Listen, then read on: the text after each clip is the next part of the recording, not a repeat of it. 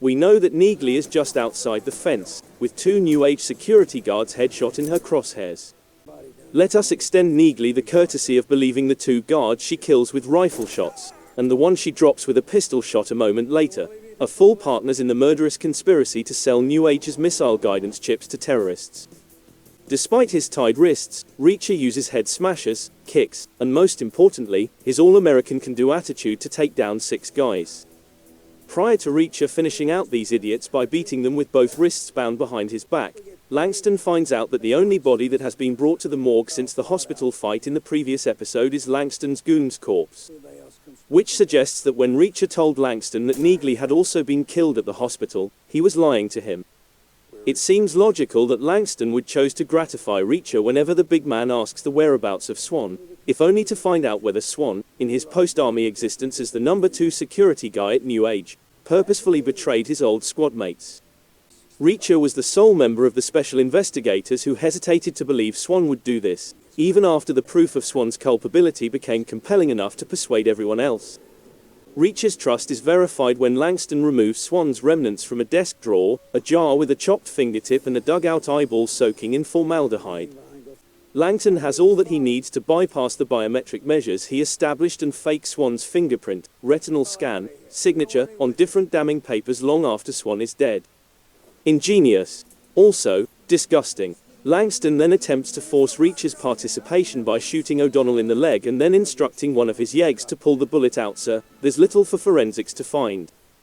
Yeah, that way, whomever looks into the deaths of O'Donnell, Dixon, and Reacher will conclude they fell from a helicopter due to natural causes.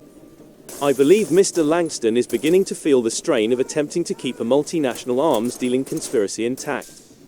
Neagley's assistance arrives by parachute in the shape of the 3 unnamed private guards Senator Lavoie pledged to give to Team Reacher in the previous episode. 2 SEALs, 1 Ranger, as Lavoie described them. These are the same individuals that led Reacher to an unimpressive stand-in for the National Zoo in episodes 5. These 3 former soldiers coordinate their efforts with Neagley, who, despite her obvious preference for 90s rock, picks Jefferson Airplane's drug anthem, White Rabbit, as the song track for their assault on the building. As a result, Langston abandons his fellow soldiers and escapes into the helicopter that Dixon and O'Donnell have already been loaded into for the drop. Reacher uses a brad, a little office supply that was originally employed by societies from the 20th century to bind pages together so that removal was simpler than possible with staples, to break free from his handcuffs. The brad is hidden under the sole of Reacher's boot. Those bracelets had to have been a custom order, as the first season made it quite evident that Reacher's tree trunk wrists could not fit normal police handcuffs.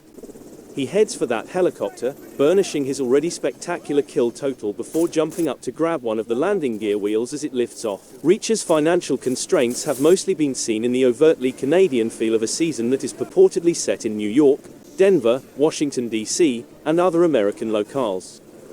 However, the penny pinching in this episode and the first of the season becomes unavoidable when it comes to the helicopter stunts. It doesn't help that in 2018's Mission Impossible Fallout, the first screen Jack Reacher, a short, sub-6-foot Scientologist man, really did jump up, grab, and eventually climb a rope net dangling from a helicopter. It just doesn't have the same emotional effect to watch a blotchy digital doppelganger of Alan Ritchson cling to a digital chopper.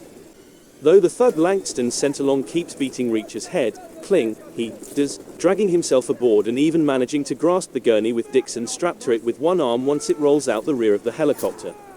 The computer-generated action doesn't stop as Dixon manages to escape the gurney, scales it and Reacher like 2 ladders, takes out a knife that was stuck in Reacher's arm to prevent her from falling to her death, and uses it to quickly and easily murder the henchman.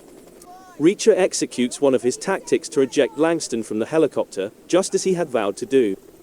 With only minutes remaining in the season, and our big enemy is gone, start talking about how he's simply a supplier and has no concern how the missiles he was going to sell are used. It's a relief that our 4 murderous heroes take Mahmood off stage permanently, firing squad style, as actor Ferdinand Kingsley has failed miserably to make the character remotely intriguing. The New Age engineer Langston brought out to instruct Mahmood how to implant the stolen guidance chips into his arsenal of shoulder-fired missiles hidden in a barn on the property is being held by Team Reacher, along with the helicopter pilot.